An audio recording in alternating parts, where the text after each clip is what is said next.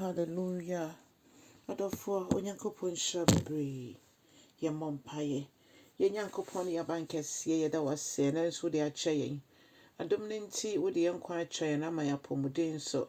Radin saying to be beyond Tiapo, Nipidia Mre,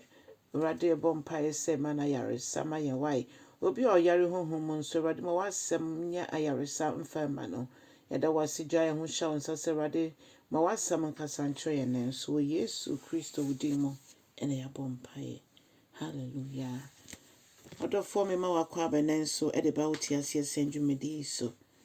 Yebefe ya kinkan samwe efi Luka sempati dumienu. Nchichemu eduonu mienu kosi eduonu enson. Eduonu mienu kosi eduonu enson. Ekasafa Sika ene Ahonyadeɛ.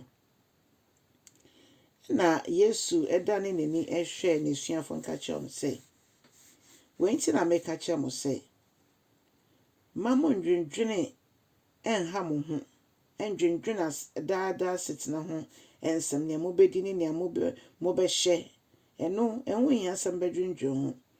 efi say enkwa nyina enye aduane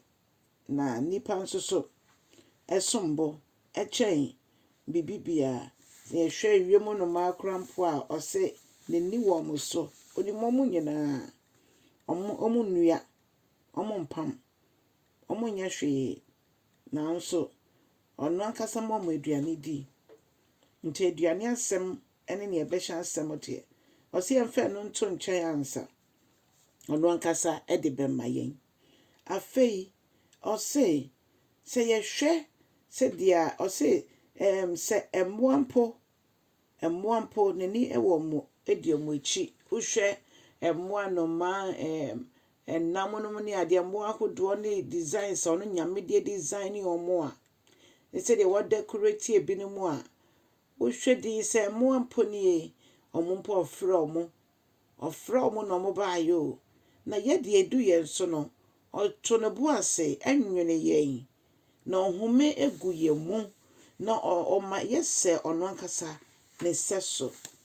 eno nti okacha yen se ye betena se adwendwe de yemfa mompaye ese adwendwe emfa bibia mbeka ho entimi sesa bibia o ya brabom osi yetirinwi mpo onim ne dodo onim yetirinwi dodo na so nyankopɔ aboye seso a na ede be biem ena yen ensese de kɔ nanim wompae bomu se de tibia ne tie bia no o ka kyerɛ yemfa mra nanim na afei o se enima ketenkete po yentimi dwendwene ma ne mmemu a akase ne de adwene ho a ede ne besi hwi ne we besi ebegye ye mom akɔ haw mu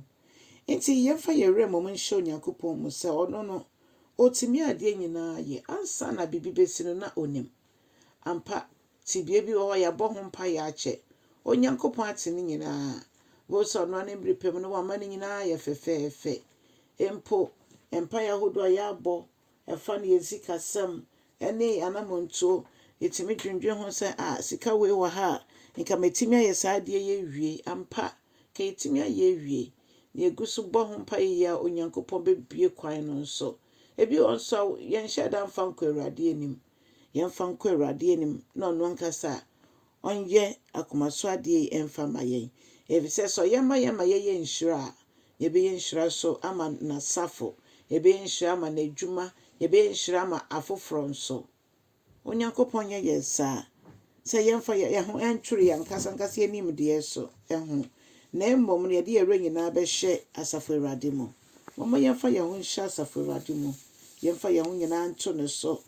na ɔno na ɔbɛyɛ se wo ye gye mu a da bi empa ba asafo Awurade ɔno so peso ye bibi ma yen a ɔma ya asam besime gyina so na so ebia na ye nyabre emmɔ mpaye eno nti na bisade no mpo emma ye no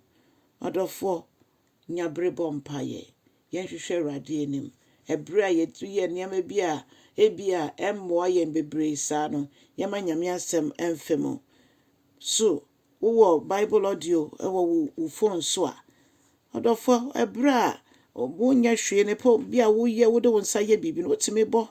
eno nso so etietie na menim so Nyankopɔn nam n'asɛm so ɛbrɛ ɔde siesie na ɔde kyikyi yɛ werɛ no na ɔde yɛ epagya yɛ akɔ bia foforɔ nso a ɛbɛboa yɛn ma yɛtintim ɛno nti kyɛ asɛm no na nea ɔnni anidasoɔ nyɛ anidasoɔ nea ɔyareɛ nya fa hodie mfiri mu nea ɔde n'ebisade ato Awurade anim no ɔnyɛ anidasoɔ sɛ Nyame ayɛ Onyankopɔn nhyira wo sɛ wobɛbɔ asɛmpa no dewuro na Yesu ama a yɛbɛhyia ɔkyena nso Nyame nhyira bebree bye bye.